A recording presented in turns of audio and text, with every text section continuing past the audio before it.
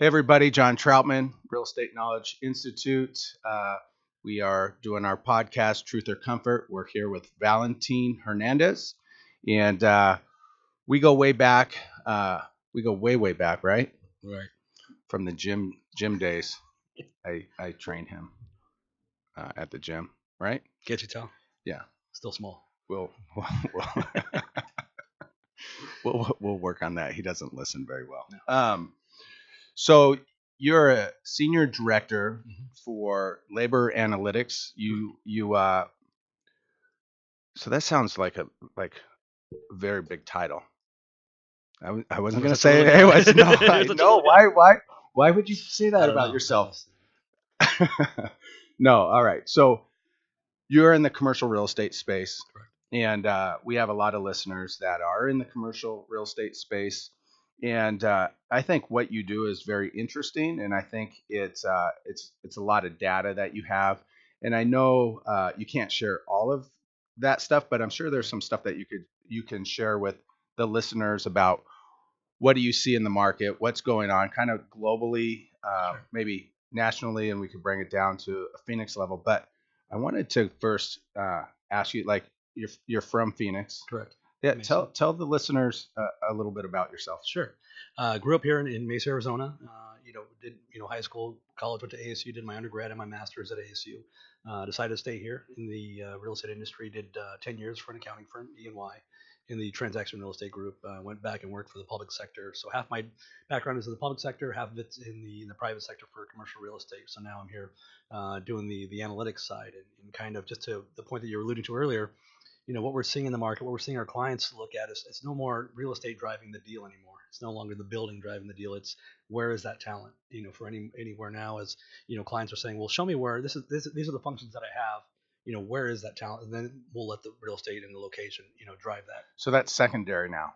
Right. It's becoming more secondary. So when looking at that, like a tech company, you would start thinking, I'm just throwing something out because I'm thinking maybe like a Austin or something like that. So is that what people are looking for? So they'll look at Austin, for example, and then they'll start looking back into the real estate Right. piece to Well, move their business. Yeah, that's a great industry to start because one thing you're seeing with a lot of the software companies, when you look at your technology, where they headquarters, it's going to be Silicon Valley, San Francisco, those areas, maybe Boston, but again, Austin. Those are the major tech hubs, if you will, for the nation. Mhm. Now, what a lot of our clients are saying was, well, Google's there, Facebook's there.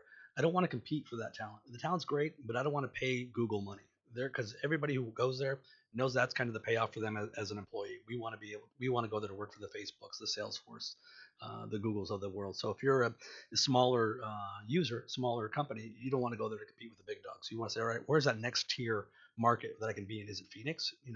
There's great technology here, great tech skills here, and again at a lower price. Right. So it's that balance of availability, price, and then again rolls into the real estate side. So are you seeing people leave the West Coast then, or companies Oh yeah, starting to? and it's not only that they're looking at a lot of these tech companies are saying, well, we need to keep our technology skills here in Silicon Valley, for example. What operations can we split off? Can we break off? Whether it's our back office, do we really need to have our back office, our finance folks, our HR folks in with our headquarters in San Francisco, or is that something that we can parse out to a lower cost market like a Phoenix, like maybe Right. even Albuquerque or El Paso if it's customer service based? If we have customer service, do we need to pay that rent? Right. First of all, do we need to pay the talent because the cost of living is higher, or can we find a secondary market where we can put those folks? So I assume you have companies that are hiring you in these markets that are basically saying, hey, go after and find us or get us these clients. Is that how it's working as well? Right. Yeah. So you might have the end user come to you directly, and then you probably have I would say like a landlord, if you will, or a bigger company saying, hey, we'll build it if you could get a company to move. Yeah, and it's a little less than that on our side. Most of our companies are going to be the users. The users Okay. saying, hey, we Oh, have this okay. need, we have these functions, where should we go? Right. So we help do that site selection on that end. So usually that on that we're tip of the spear there. Got it. Okay. Interesting. So globally, what do you see the economy doing? What are you seeing some of the things? What are you seeing? Any how about the data? Any data that you Sure. could get into that you see that would be beneficial for the listeners to to know? Or how Yeah. about this? How about even key markets? Are there some key markets that maybe investors should be looking at, or can you get into that? Well, sure, we can talk a little bit. It's really going to depend on industry, right? The industrial side, the warehouse side, distribution side. That's really more focused on the usability. Right. Again, that's access. If you're looking at the talent side, you're going to look at those industries that are talent heavy. Again, we talked about Okay, software. so top, let's just say top 5 Mhm. cities for talent. Well, and again, that's going to vary Okay, by the talent. So tech. let's talk about tech. So they're going to look at your tier two markets. Again, you're going to look at your heavy ones for the first of all. Where are the big dogs at? It's going to be the Boston's, the San Francisco, obviously, Silicon Valley. Austin, which is starting to grow, and then again some in San Diego. So you're seeing those are the heavy kind of anchors, if you will, How for those come you didn't markets. say Seattle? What do you have against I haven't Seattle? heard much about Seattle. Man, I there's a mean, company like Microsoft up there. yeah. Why are you man, you know what? This is over. No, I'm just kidding. But But again, yeah, you're right. So because that's of another rent, one. it's because all their taxes. Right. I'm from Seattle, but I could throw a couple And of that's a jabs great like point that. that you bring up, because one of the things that our clients are also seeing is the wage pressure. What is driving wage pressure? Well, it's the cost of living, but it's also the government is also now starting to get involved and say, well, we want to up our minimum wage. Now, for software folks, they're not making minimum wage, but what Right. you're doing is you're setting in motion kind of that wave of here's we're raising the bottom line. So now Right. everybody else has to increase as well incrementally to be able to adjust for that. Right. So when you're seeing that in California, you're seeing that in Seattle as well as Oregon. Some of those labor laws and where you're seeing a little bit tighter. Some companies are finding it harder to deal with, so they want to find, well, where's another location where I can go to and still pay at a reasonable price for us versus having to translate that cost into our users. Right. Okay. Yeah, that makes sense. That's why you didn't mention Seattle. They're on the leading edge of doing all that. Mm-hmm. Yeah, Seattle. So disappointed in that city, even though I'm from there. Makes me want to cry right now. Um, all right, Phoenix. Let's talk about the Phoenix market. This Right. is my home now. I got to get behind the Cardinals and all that stuff. So, That's tough, but good job. hey, I'm not doing it while they're on top. Yeah, So not a boy. there you go. All right. That being said, like I know you can't get into necessarily companies and Mm-hmm. stuff unless it's already been announced, but any big anything recently brought up in the news about companies coming, Mm-hmm. or maybe you could share with us some trends, what's going on with Phoenix, and how do you feel about the future of Phoenix in general with uh, infrastructure as far as companies moving here. And it just seems like when we moved here 7 years ago, the state's changed dramatically Mm-hmm. since then. But give us your Sure. opinion, No, please. historically, it's been a great market. It's still a great market. When you look at the net migration numbers that are coming in, people are still moving to the Phoenix area and Arizona in general for a number of reasons. Again, being a low cost market, still Hmm. the prices are comparable to national average for a lot of these occupations. Again, going back to functions and occupations and jobs. But again, it's a lot less expensive than California, so we're seeing a lot of that interest. I know the state has made a lot of efforts to lure companies away from California as well as the West Coast in general, just because based on cost and Right. the talents here. So you're seeing the universities also kind of ramping up on their innovation. For example, Arizona State, again, one of the top in innovation, not just because I went there, but again, the largest school university. No, this isn't me. I'm sorry. Yeah. This is I heard this and I just want to know. But they said I heard they let everybody in. Is that true? As long as your check's good. No, I mean they have a large. Your Circuit slow response actually tells it all. Anyways, but again, it's one of the I largest. didn't. I went to a junior college and didn't make it through that, so I'm. Yeah. I got to. I know we talked about Yeah. that too. You don't have. I mean, again, that's not one of the key drivers to success. But again, one of the things that a lot of employers look at. What is your skill set base? Who's coming out of school? Who can I recruit from? Because what you're also seeing out of Arizona State, they put out some numbers as far as who they're losing. They're losing kids that are leaving the state for jobs. They want to go work at Google. They want to go work at Facebook. So how do we get those companies here to retain that talent versus historically been an industrial kind of market. Back office call center has been big here in Phoenix, and it's still big. And again, because of the low cost, but we were trying to get those. The state's been big on trying to attract those high tech jobs. You think we'll win some of those at some point? Yeah, well, and they already have some. So you look at industry by industry standpoint, aerospace and defense has been huge for Arizona.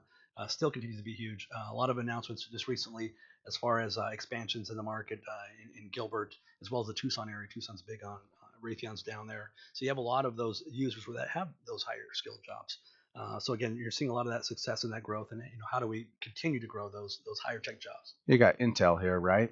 And then Apple's first, what is it? Their first data center Right. in Mesa. Yeah. So I guess it's slowly happening. Right, slowly happening, but and again, so you're seeing that influence in the higher tech jobs. So we're really trying to broaden that skill set for the Phoenix market and the state as a whole. Got it.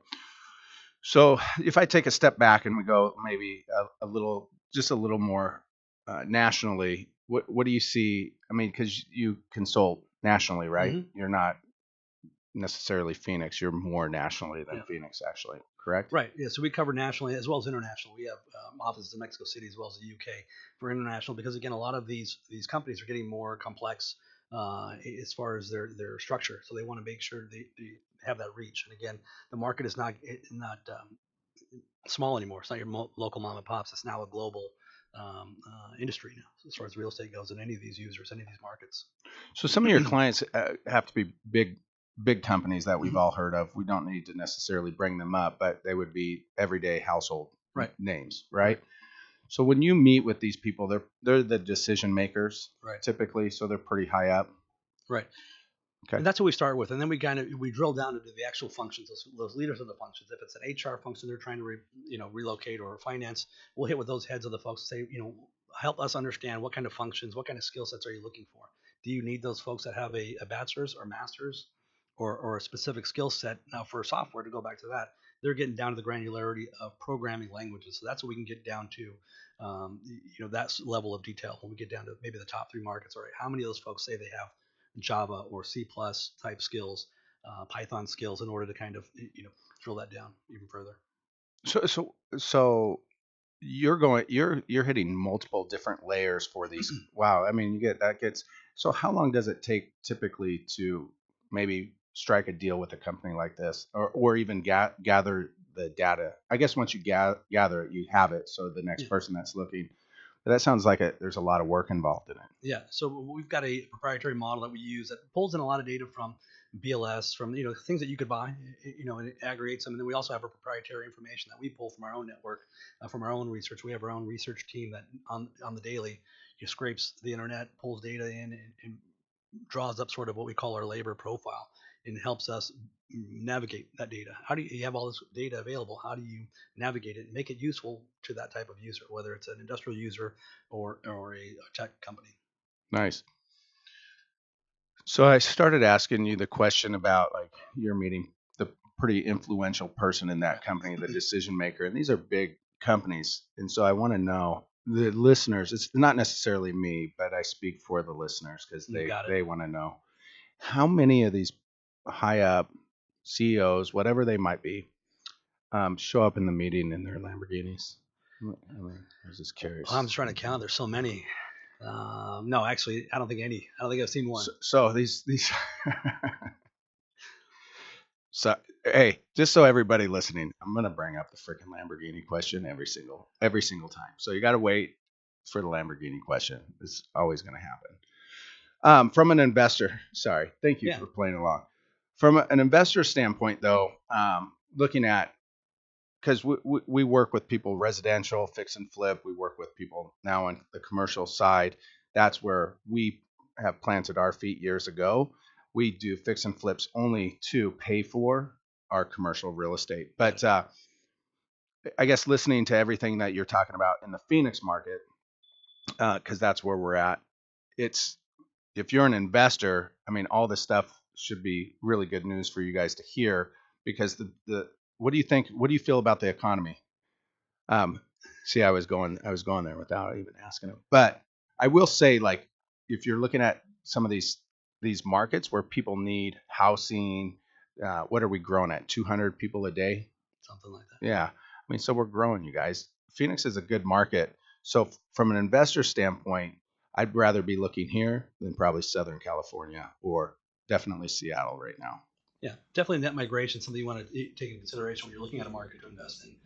It's just one of those pieces, those economic pieces, demographic pieces, again, that we look at when we were looking for a new market. What is growing, who's contracting. Okay, yeah, good. So could you touch on a couple that are contracting other than Seattle? Well, We know well, that's like happening. we know the West Coast is contracting. You see, I think we talked about earlier about even Idaho is seeing some of the success based on those folks leaving California. You're getting priced out of the market, not just from cost of living, but part of that is going to be your housing cost. And again, all of that's being driven. All of this is an intricate network of things that are driving these folks out from a cost standpoint. From So you guys are definitely paying attention to the housing market in these ones, a these little bit, markets. yeah. Okay, well, it sounds like it's a driver, It, or it at least it's a fact. It's a you have the data whether it's used or not. You know what's going Right. on in the market. And the reason for that is it's one of the macro level expenses that we look at. So what is the cost of living? What is the housing cost? Because again, that's going to either put upward pressure or not on your future wages. So what we look at is a snapshot. Now, what does that mean for the future? I mean, are prices going to go up? Well, what is your housing doing? What are the costs of living doing in that market? Are they growing? Or are they kind of staying steady? Because they're never going to really contract, right? Your prices are always going to kind of go up. So Right. what does that mean? Because that's going to ultimately drive what I ask you to pay me. I need you to pay me more because now my cost of living is going up. You guys, as he's mentioned something that's kind of a key. It's a lot of people are, they try to predict what's happening in the market, what's going to happen in the market in the next 12 to 24 months. So all these predictions that are going on, and the reality is, a lot of people are saying, well, this market's going to, crash. Well, it's probably more of a correction in some of these areas. I think everybody got burned so bad in 2008, 9. So that's what we've remembered, but that's not normal, right? A normal correction is even in a big correction is what, 19%, 20. I'm not an economist. I'm not gonna. I thought I'm not gonna bite on that one. I thought you said you went to. I thought you said you took a econ class. And, Yeah, I slept through half of it. okay, I didn't even show up, so at least you kind of picked up some of it through. Yeah. All right. See, I said macro costs. That's good. So here here's another thing so we talked about this in the beginning. It's been really, really good information. I appreciate you coming in today and being a sport, because I know I could be unpredictable a little bit, but I've been on good behavior today with you. So, but the listeners, we did put something out there, and they do want to know that we had a push-up challenge this last week, right? Yeah, after my workout was done and you were just coming out of the bathroom. This guy primps more than anybody I know. Spends more time in the bathroom than on the floor. What are you doing on the floor? You first look great. of all, You look great. When you come out of the bathroom, you do look great. Oh, you guys, if you're listening, you need to watch the video. No, look at this guy's mustache, man. The guy's like sitting there like working it for 45 minutes at the gym. And by the way, you were doing like abs when we did the push-up thing. I was actually doing chest, so I don't even know what you were talking about. Anyways, I'm not going to call him out. I'm going to give him another shot at the title. We all know how it's going to work out, though. It's like snatching souls. Thanks for the rematch. Hey, so I have a lot of respect for Valentin. He shows up to the gym every single morning. It's kind of our network, if you will. I think a lot of us know each other from the gym. It's one of those things that if you're up at 4:00, I show up at 5. He's already finishing up his workout, so I'll give it to him. He's there. I beat you once in a while, but anyways, I appreciate you coming on today and talking to the viewers, listeners, and educating them a little bit about it's an interesting space you're in. We haven't talked to anybody else that's in your space, and quite frankly, I don't know anybody that does exactly what you do. So I think it's great. And hey, he's a wrestler too, so I got to give him that. I mean, it's something else he'd lose in if we were wrestling, but I do outweigh him. I'm just saying, it's like not fair. It's all that dough, and you got it here in the midsection. It's all good. This is okay. This is over. I'm working on that. Why do you have to bring that up? I do abs. I don't see you do abs. I'm super sensitive. That's because you're at the donut shop after that. All right. Hey, listeners, thank you. This is another segment of Truth or Comfort. Plug in next time. We have a great person on the next show next week. You got to plug into why do you make fun of me like that? Now I'm super like sad. That's your rattle. I've never seen you rattle like that. We're done.